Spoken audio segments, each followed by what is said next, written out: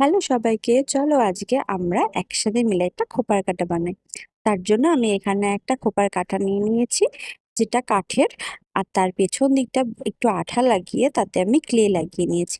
আর এবং সমান কিছু করার জন্য একটা সমান কিছু জিনিস নিয়ে নিতে হবে। আমি এখানে স্কেলের ব্যবহার করেছি আর শিরিষ কাগজের ব্যবহার করে তার মধ্যে ছিদ্র করার চেষ্টা করেছি। ছিদ্রটা ঠিক একটা স্ট্রাকচার আনার মতনই করেছি, ছিদ্র মানে ফুটো নয়, একটা স্ট্রাকচার আনার ব্যবহার করেছি।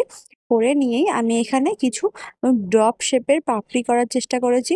সেটা করে নিয়ে এখানে আমি 5টা পাপড়ি দিয়েছি। তোমরা চাইলে আরো কাছাকাছি দিয়ে 6টা 7টাও দিতে পারো, একটু ছোটও করতে পারো, কিন্তু আমি এখানে 5টাই দিয়েছি।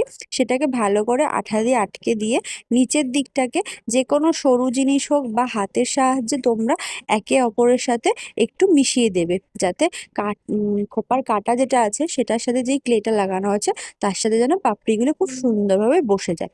আর এখানে আমি আরো কিছু পাপড়ি বানিয়ে নিয়েছি। যেই জায়গাগুলোই আমি ফাঁকা রেখেছিলাম সেই জায়গা দিয়ে ঠিক তার পেছন দিক দিয়ে দিয়েই আমি একটা একটা করে পাপড়ি লাগিয়ে দিয়েছি। তোমরা চাইলে সেটাকে গোল টাইপেরও করতে পারো, আমি একটু ছড়ানো মানে আমি একটু করতে চাই যে সদ্য ফুটে ওঠা যে ফুলটা হয় সেরমই করার চেষ্টা করেছি, যে আর্ধেক আর্ধেক করে পাপড়িগুলো ফুটে উঠছে, মাঝের পাপড়িটা এখনো ফুটে ওঠেনি, সেরম টাইপেরই ফুলটা করতে চেয়েছি। আমি এখানে সূর্যমুখী করার চেষ্টা করেছি। তোমরা চাইলে অন্যরকমও কোনো ফুল করতে পারো, এখানে গোলাপও বানাতে পারো। আর যদি তোমাদের মনে হয় যে হ্যাঁ, তোমরা গোলাপ দেখতে চাও, তো আমাকে জানিও, আমি তোমাদের সাথে সেটা অবশ্যই শেয়ার করব এরকম খোপার কাটা হিসেবে। এখানে আমি রংটাও দেখিয়েছি আর সুন্দরভাবেই চেষ্টা করেছি দেখানো। আর যদি আজকের ভিডিওটা তোমাদের ভালো লাগে, অবশ্যই আমার চ্যানেলটাকে সাবস্ক্রাইব করো আর লাইক শেয়ার কমেন্ট করে আমার পাশে থেকো।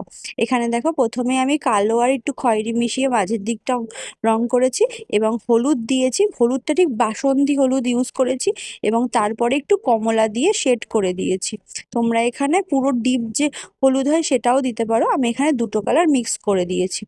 আর কাঠের যে দিকটা দেখা যাচ্ছে সেই দিকটা আমি খয়েরি আর কালো মিশিয়ে একটা রং আনার চেষ্টা করেছি, যাতে চুলে দিলে ফুলটাই বোঝা যায়, কাঠের জিনিসটা বোঝা না যায়। এবার দেখো ফাইনাল লুকটা তোমাদের কেমন লাগলো, অবশ্যই আমায় জানিও কিন্তু।